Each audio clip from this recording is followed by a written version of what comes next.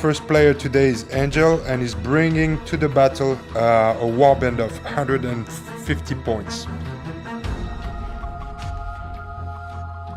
Our second player today is Neo and is bringing a warband of 115 points of cans, only 3 characters versus 6 in Angel's warband, but big ones, 3 cans, 2 40 points and 1 35 points. Interesting because it makes them very hard to capture. And then, as Neo has 35 points less than Angel, he will have to pick 35 points of items. So one 20 points and another one 15 points. So the first card Neo picks is a mercenary. So he will get the support of Flash, which is a mercenary dog, for the rest of this battle. And then the second one is a very useful item. It's a taser that you can use during the combat. So you can use these 2 cards during the game and you will lose it at the end of this game. Now players bet their strategy points to know who will decide who's the attacker and who's the defender. So Neo wins the bet and decide that he will defend his mutants. And then each player has to pick a secondary objective. So first Neo picks the secondary objective, and it's kill the warband leader. So basically you just have to kill the leader of your opponent's warband, and if you don't like the objective you can change it for 2 points. Here is the leader of the enemy, but Neo doesn't like this secondary objective because it doesn't match with the defensive role. So he's paying 2 strategy points to pick another secondary objective, which is... on this one, basically you have to search more crates than your opponents. There are 3 crates on this game today, so if he searches more than his opponent, he will score 20 points and keeps it. It is now Angel's turn to pick his secondary objective, and he picks sudden death. The mission is to get rid of all opponents on the map. So at the end of the game, if all the opponents are incapacitated, then he will win an extra 60 points. Then Angel will give his 2 nets to Kirlos and Argamon.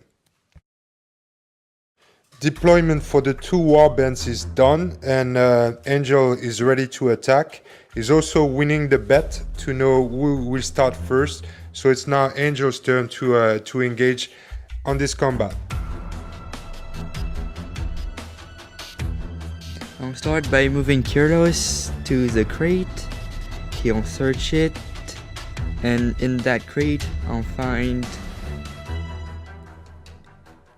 drugs. So I get 1 more action, but I take a damage in the head. And in caps, I'll get 15 caps.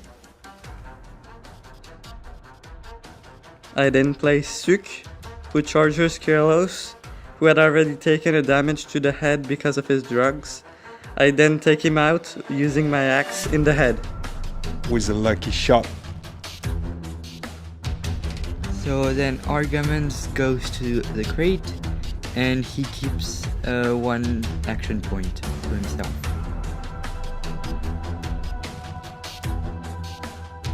Then Yusila shoots at both of the Odval and Alag and damages Alag in the head, but not Odval. Flash might well be a potential target, then this is why I move him to the side, and a safe zone, which is the place where I killed Kirlos, so he no longer has his net.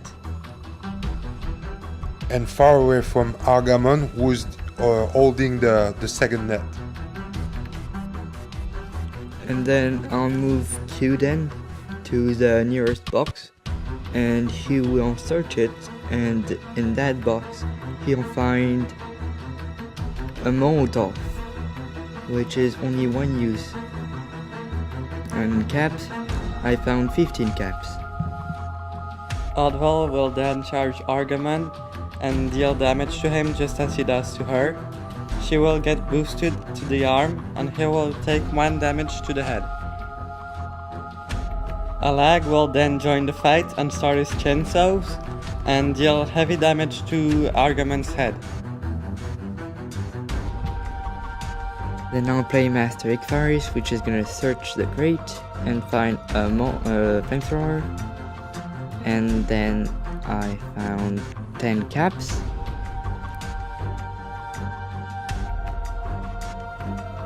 And with his last action, he's gonna go there. Then Emptido charges Flash and deals heavy damage to the chest.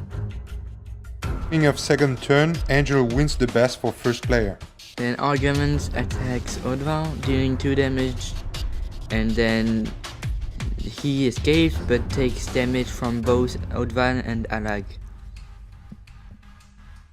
Alag then charges Argamon back and nearly kills him with a lot of damage to his arms. Then Kuden heals Argamon in the chest and boosts himself. He then throws his Molotov, wounding Alag but not Odval. And then he finally moves. Flash then bites Emptido but gets killed in the counter-attack. Then Master Ichtharius is moving and uses flamethrower to damage Alag and Odval. Suk then opens the case and finds a zombie Ah, zombie! as well as 20 caps.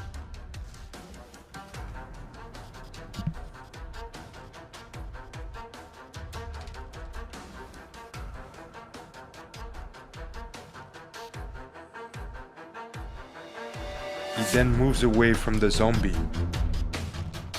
Usila shoots twice at Suk, hits him once in the head, once in the leg, but doesn't kill him. She then moves away. Then Antidote charges Suk and deals 4 damage into his legs. In the intendancy phase, the zombies start wandering around looking for fresh meat. Then Angel wins the bet for the new round and he starts activating Ikkyuden using his healing ability to heal his friend Argamon. Then Argamon will attack Alag and incapacitate him. We will replace Alag with a token because the body stays here and Argamon will keep on hitting him before he can capture him. The more damage he deals, the easier the capture will be. Odval then charges Kuden but misses her hit. Emptido moves away from Suk, running away. Usila will move and then fire twice at Suk, hitting him in the head and killing him. Master Ichtharius used his flamethrower again, damaging Odval and Alag, and then he will charge Alag to deal more damage, but it doesn't do anything. End of the round, so the zombie keeps on wandering around looking for a prey.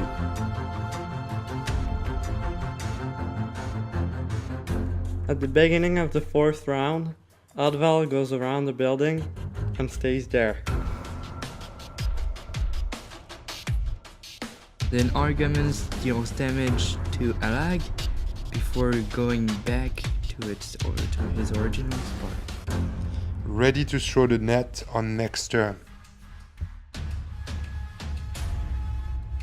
Ikkyuden moves to prevent Odval from reaching the crate.